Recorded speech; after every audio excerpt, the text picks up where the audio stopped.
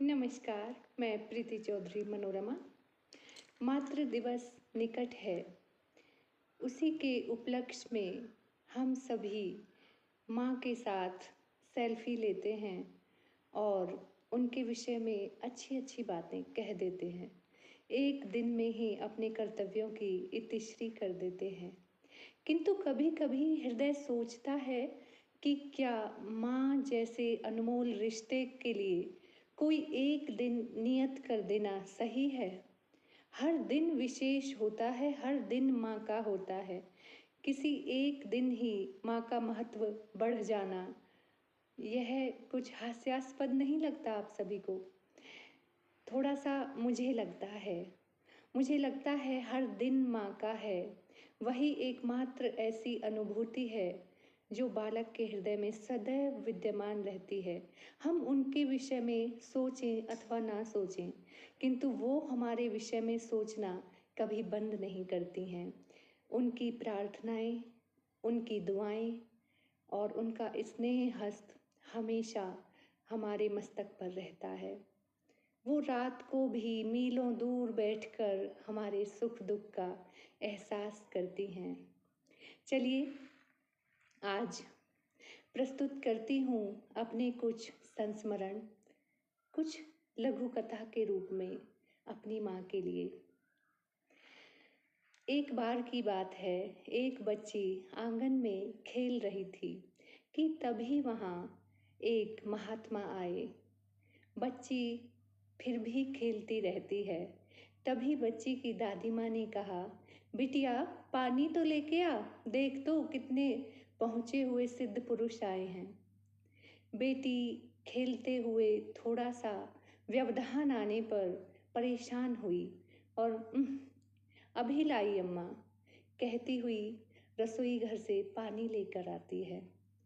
पानी देते हुए जैसे ही थोड़ा सा पानी जल्दबाजी में उन महात्मा के हाथ पर गिर जाता है तो महात्मा कह उठते हैं, अरे यह बच्ची तो बहुत नटखट है, सारे कपड़े खराब कर दिए। तुरंत अम्मा कहती हैं, हर समय खेलती है, पता नहीं इसका ध्यान कहाँ रहता है। इसकी तरफ से मैं आपसे क्षमा याचना करती हूँ। महात्मा कहते हैं, मैं हाथ की रेखाएं भी देखना जानता हूँ। तो अम्मा उस नन्ही सी बिटिया का हाथ जो खेलने के लिए आतुर थी, जबरन उन महात्मा के हाथ पर रख देती है और कहती है, बताइए ना महाराज, मेरी इस पोती के की हस्तरेखाएं क्या कहती हैं। तो महाराज उस बिटिया का हाथ देखकर कहते हैं, ओह बहुत अशुभ हाथ है, इसमें तो विद्या की रेखा ही नहीं है और ज्ञात होता है कि यह आगे पढ़ नहीं पाएगी, इसीलिए इसका ध्यान पढ़ाई में कुछ कम रहता होगा। हाँ हाँ, दिन भर खेलती ही रहती है। अम्मा ने भी हाँ में हाँ मिला दी। वह बच्ची जो कक्षा 5 में इस समय पढ़ रही थी, उसके बाल मन पर दुष्प्रभाव पड़ा उस महात्मा की बातों का और वह दिन कहीं ना कहीं एक अनकही टीस बनकर उसके हृदय में उतर गया। दिन बीतते रहे लेकिन महात्मा के कहे गए शब्द कि विद्या की रेखा ही नहीं है इस बच्ची के हाथ में, उस बिटिया के मन को कचोटती रहती। वह पढ़ने के लिए भी जाती स्कूल में तो ध्यान बस उन महात्मा के कहे गए वचनों पर रहता। एक दिन स्कूल से आकर रोने लगी, माँ की गोद में सर रख दिया और कहा, माँ मैं पढ़ना नहीं चाहती क्योंकि मेरे हाथ में तो विद्या की रेखा ही नहीं है। मैं कितना भी पढ़ लूँ मेरी सारी मेहनत बेकार हो जाएगी, मैं तो उत्तीर्ण भी नहीं हो पाऊँगी।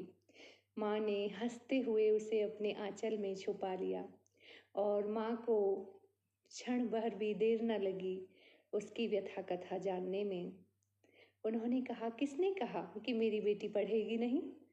अरे वही तो माँ, जो पहुँचे हुए सिद्ध महात्मा आए थे संत, उन्होंने हस्तरेखाएं देखकर हमें बताया है कि हम तो पढ़ ही नहीं पाएंगे। माँ स्तब्ध रह गईं और सारी बात समझते उन्हें देर न लगी। फिर उन्होंने उस बच्ची को कई प्रेरक कहानियाँ सुनाई, प्रतिदिन सुनाई, उसकी पढ़ाई लिखाई पर ध्यान दिया, उसे संस्कृत विषय पढ़ाया लैंप के उजाले में। उस समय विद्युत के इतने साधन नहीं होते थे कि सुचारू रूप से पढ़ाई हो सके। गांव का जीवन, जहां ट्रांसफार्मर कई कई दिन के लिए फूक जाया करते थे ओवरलोड होकर, तो ऐसे में लाइट नहीं आती थी। लैंप की रोशनी में चिमनी साफ करके प्रतिदिन वह माँ अपनी बेटी को पढ़ाती रही, लिखाती रही, उसे प्रेरणा देती रही। कभी ईश्वर चंद्र विद्यासागर जी की कहानियाँ सुनाती, कभी पाणिनि चरक के किस्से सुनाती, कभी वीर शिवाजी की गाथाएं सुनाती, तो कभी मणिकर्णिका रानी लक्ष्मीबाई के विषय में बताती। इतने सारे प्रेरक प्रसंग मात्र उस महात्मा के वचनों को उसके मन मस्तिष्क से निकालने के लिए, और धीरे धीरे माँ की मेहनत रंग लाई। वह बेटी पढ़ने लगी, मात्र पढ़ने ही नहीं लगी, अपितु कक्षा में अव्वल आने लगी। उसे सामान्य ज्ञान प्रतियोगिता में स्मृति चिन्ह और पदक भी प्राप्त हुए। निबंध लेखन प्रतियोगिता में उसने प्रथम स्थान प्राप्त किया और कॉलेज से 500 रुपये उसे उपहार स्वरूप मिले। धीरे धीरे उस बच्ची का रुझान साहित्य की ओर हुआ और उसने छोटी छोटी कविताएं लिखनी प्रारंभ कर दी। माँ आजीवन उसकी प्रेरणा स्रोत बनी रही और धीरे धीरे उस बच्ची को पहचान मिलने लगी। उसकी रचनाएं रूपायन परिशिष्ट, गृह शोभा पत्रिका, वनिता, सरिता आदि में प्रकाशित होने लगी। धीरे धीरे वह बिटिया साहित्य जगत में जानी जाने लगी।